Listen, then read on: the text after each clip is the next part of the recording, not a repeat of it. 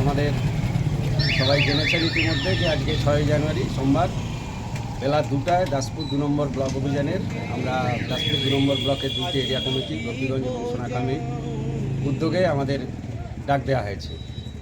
এই ব্লক অভিযানে আমাদের যুব আন্দোলনের রাজ্যের অন্যতম নেত্রী, পার্টির অন্যতম নেত্রী কমরেড মীনাক্ষী মুখার্জি সহ আমাদের জেলা সম্পাদক মণ্ডলীর সদস্য কমরেড সমর মুখার্জি উপস্থিত থাকবেন।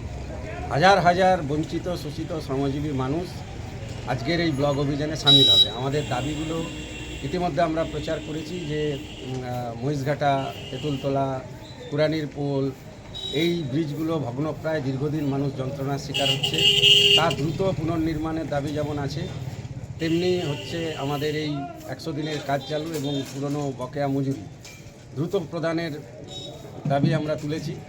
আমরা বলেছি যে আবাস যোজনা সংক্রান্ত যে সার্ভে হলো, সেই সার্ভেতে দেখা গেছে যে অসংখ্য মানুষ বঞ্চিত হয়েছে। অতীতে যে তালিকা ছিল সেই তালিকা থেকে উদ্দেশ্য প্রণোদিতভাবে অনেক নাম বাদ দেওয়া হয়েছে। স্যাংশন লিস্টে অনেকের পাকা বাড়ির নাম থেকেছে।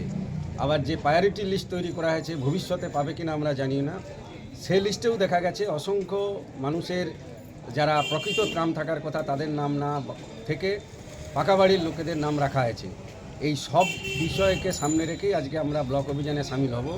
সেই সাথেই আমরা লক্ষ্য করেছি যে 1997 সালে আজকের আমাদের পার্টির নেতা তৎকালীন মন্ত্রী কমরেড সূর্যকান্ত মিশ্রের নতুন পঞ্চায়েত সমিতির যে মূল ভবনটি তিনি উদ্বোধন করেছেন, তার ফলকটি রাজনৈতিক উদ্দেশ্য প্রণোদিতভাবে এই ভিডিও আসার পর সেটাকে ঢেকে দেওয়া হয়েছে।